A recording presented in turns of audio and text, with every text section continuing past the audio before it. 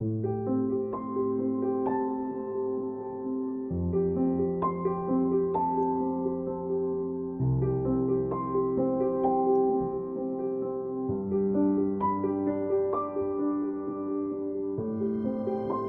and gentlemen, welcome to History with Ejaz.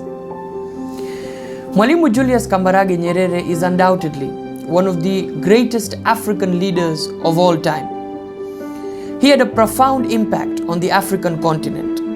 He was born on the 13th of April 1922 and passed away on October 14, 1999. And he was the first president of Tanganyika. That time it was known as Tanganyika. Today it is known as Tanzania after the union with Zanzibar. He was born in Tanganyika to a local Zanaki chief called Nyerere Burito, and many people tend to ask the question, why is he known as Mwalimu? Why the title Mwalimu? Julius Kambarage Nyerere was a teacher by profession, and therefore the title Mwalimu. Mwalimu is a Swahili word and translated into English as teacher. He was 12 years old when he started going to school, and he had to walk 26 miles to reach his school. Later on, he transferred for his secondary education to the Tabora Government Secondary School. Ladies and gentlemen, his intelligence and wisdom was so profound that many students from multiple schools knew who Julius Kambarage Nyerere was. Later on, he went to Makerere University in Kampala, Uganda to train in order to become a teacher, and he returned back to Tanganyika and started teaching. For 3 years he taught, and then he went to Britain on a government scholarship to study political economy and history. He did a Master of Arts on History and Political Economy. Fun fact, he was the first Tanzanian to study at a British university called Edinburgh University, and only the second person in Africa to get a degree outside Africa. Quite a feat, quite an accomplishment for our first president and the father of our nation. On his return to Tanganyika, Nyerere was forced by the colonial authorities. What do you choose? Your political ambitions, your political activities, or your profession as a teacher? Mwalimu Nyerere was paid 500 shillings as a teacher. Now at that time 500 shillings was a lot of money, was quite a sum. Today for 500 shillings we can even buy one soda, a Coca-Cola. At that time 500 shillings was quite a lot of money. So he was given an option. But Mwalimu Nyerere on the 23rd of March 1955 decided to retire as a teacher and became a full-time politician. He was the president of TANU, Tanganyika Africa National Union. It is the principal political party that fought for sovereignty and independence in the East African state of Tanganyika. So this is the party that fought for the independence of Tanganyika.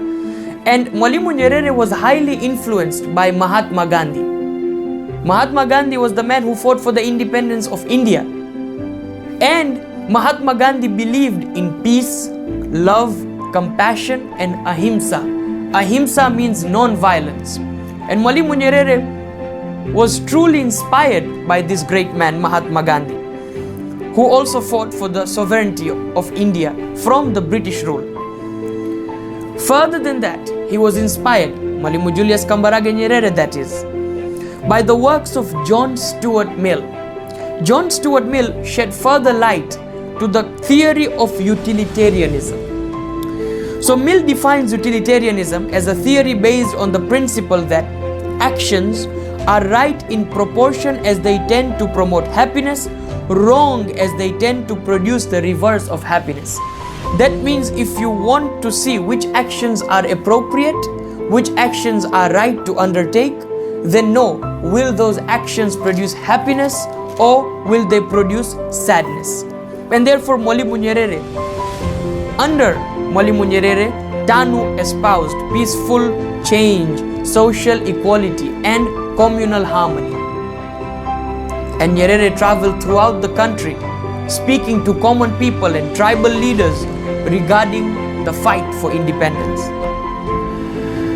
Mwalimu Nyerere established himself as the national spokesperson for his country. In 1955 and 1956, he journeyed to the United Nations in New York City and asked the UN for a target date for the independence of Tanganyika. The British rejected this notion, but a discussion had begun.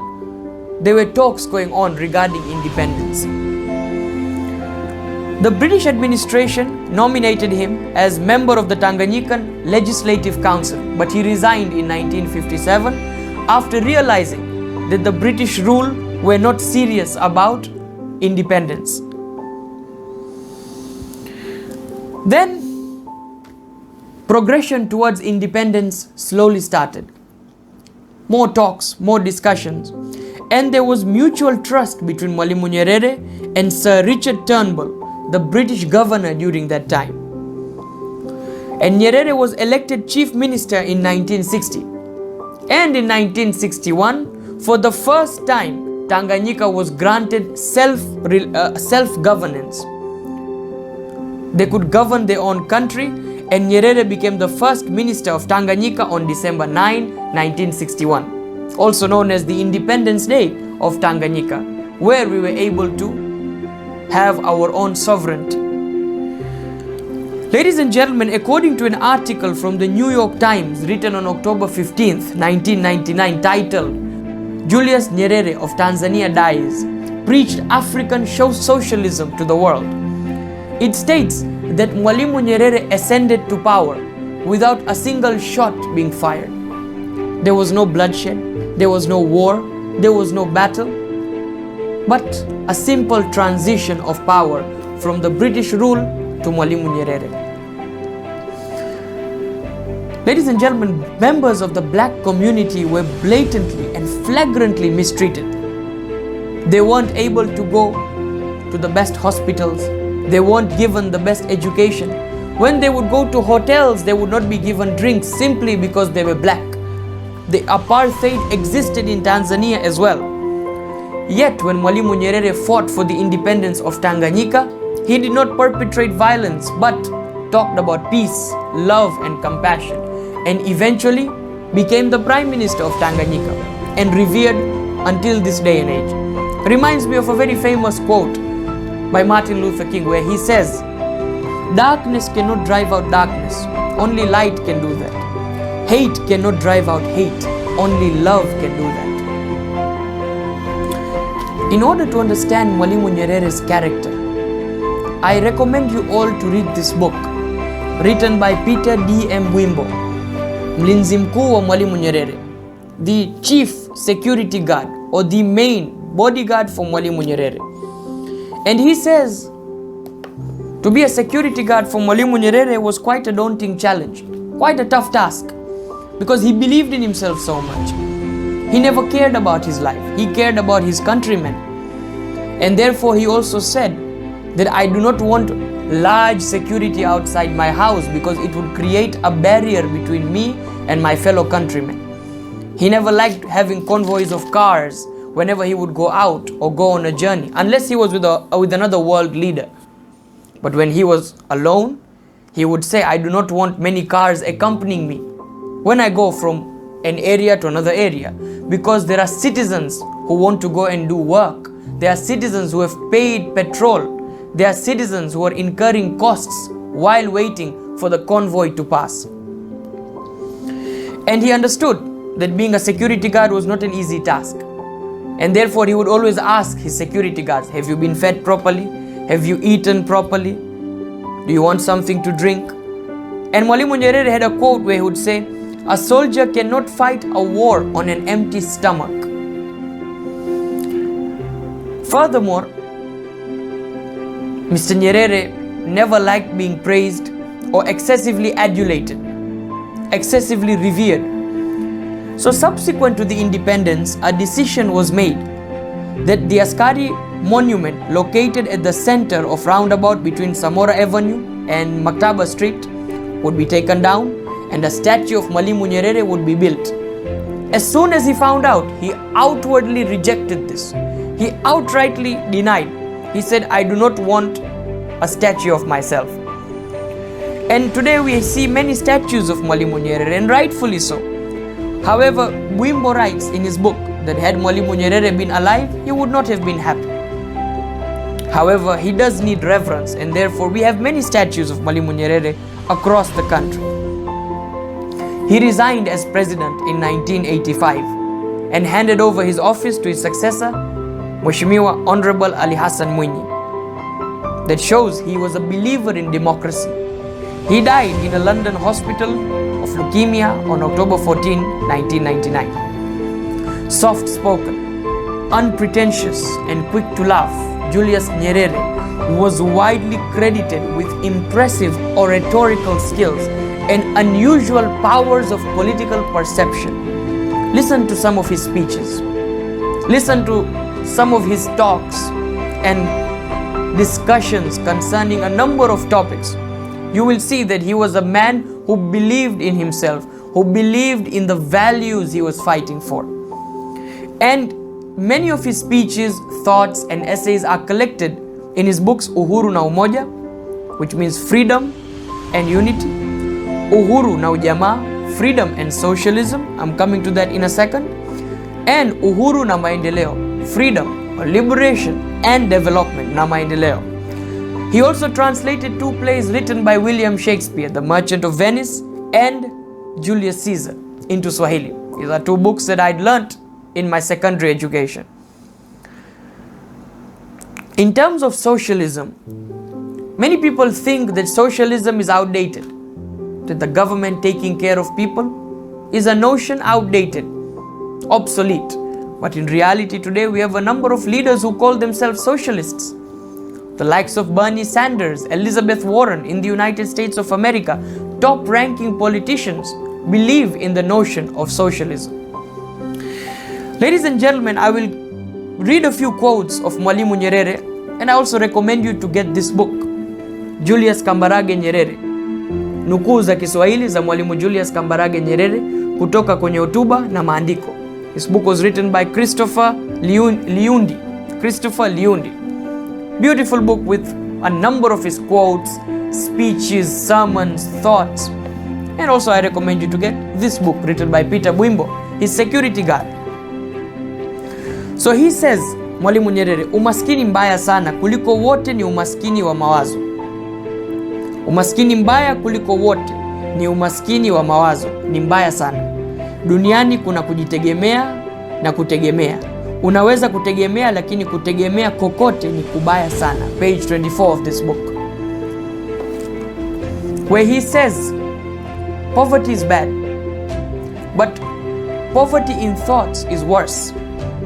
And he says that it's good to depend and rely on others, but to have reliance on every single aspect is a problem. So therefore, there should be self-reliance and a little bit of reliance, but not excessive reliance. And then he has another quote where he says, hakuna elimu isiyofaa, wala hakuna mafunzo yasiyokuwa na faida. Page number 147. That there is no knowledge without benefit.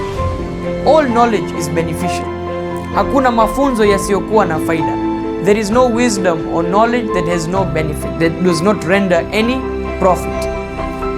Then he says, tunataka anayetaka kuwa rais wetu ajiulize, anataka kuifanyia nini nchi yetu na sio nchi yetu itamfanya nini. Na tunataka swali hilo ajiulize kila mtu anayetaka kuwa mgombea wa chama chochote, kuwa mbunge au rais.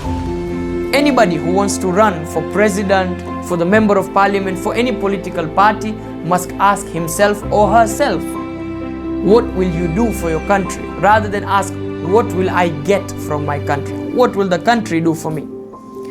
So Mwalimu Nyerere says, ikiwa hatuwapi wanawake nafasi ya kutawala, tutaendelea kuishi nusu wa huru na nusu watumwa, au kusema kweli hatutaendelea. If we ever stop women from leading, then we will never ever attain full independence and full sovereignty. And to be very honest, we will never progress and advance as a country. And therefore today we see globally a number of female leaders doing an exceptionally great job, such as Jacinda Ardern, the Prime Minister of New Zealand. Angela Merkel, the Chancellor for Germany.